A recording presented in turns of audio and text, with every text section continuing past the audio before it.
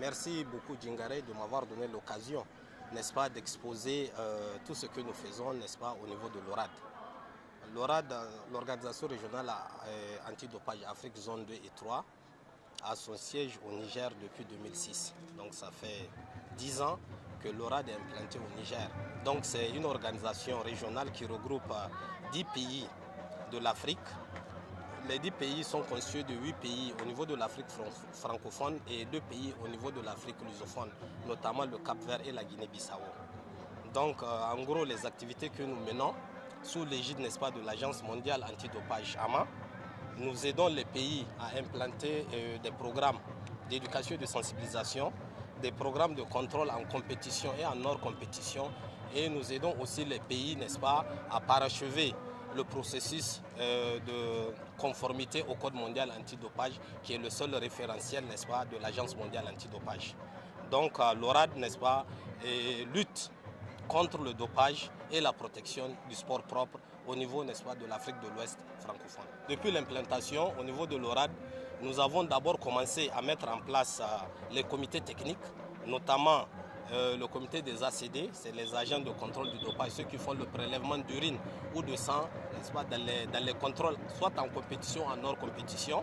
Nous avons aussi formé au niveau des 10 pays membres de l'ORAD, à part les agents de contrôle du dopage, nous avons les membres de gestion des résultats, qui leur travail, c'est au moment, n'est-ce pas, des cas positifs, c'est eux qui siègent pour déterminer la sanction qui sera appropriée aux sportifs.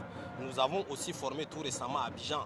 Il y a même 2 médecins nigériens qui ont participé à la formation, Dr Kimba et Dr Sissé, sur la procédure du contrôle du dopage et le montage des dossiers médicaux des sportifs. Ça, c'est en vue de l'obtention de l'AUT, qui est, n'est-ce pas, l'autorisation à des fins thérapeutiques.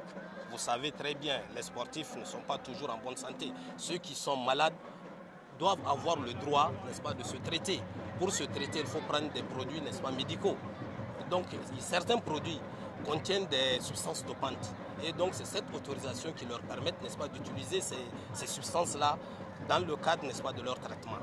Donc, c'est tout un panel de techniciens que nous avons formés, avec lesquels nous travaillons avec les organisations nationales antidopage au niveau des pays membres, les fédérations nationales, les fédérations internationales et les organisateurs des grands événements sportifs. Vous prenez le cas de la CDJS, le cas, n'est-ce pas, et de la francophonie. C'est des organisateurs de grands événements sportifs avec lesquels nous travaillons, qui sollicitent, n'est-ce pas, l'expertise de l'ORAD.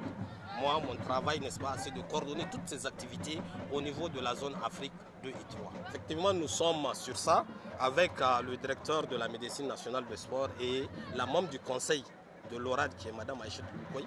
Nous sommes sur la question. Et il faudrait d'abord sensibiliser nos lutteurs, c'est ce que nous sommes en train de faire, parce que j'ai distribué des dépliants et j'ai mis des kakémonos pour attirer l'attention de nos lutteurs, de nos encadreurs, de nos entraîneurs, n'est-ce pas, de nos dirigeants sportifs sur la nécessité que les lutteurs, n'est-ce pas, doivent se préserver, n'est-ce pas, de la prise de substances, n'est-ce pas, dopantes. Il faut procéder d'abord par la sensibilisation, après maintenant les contrôles en compétition vont suivre.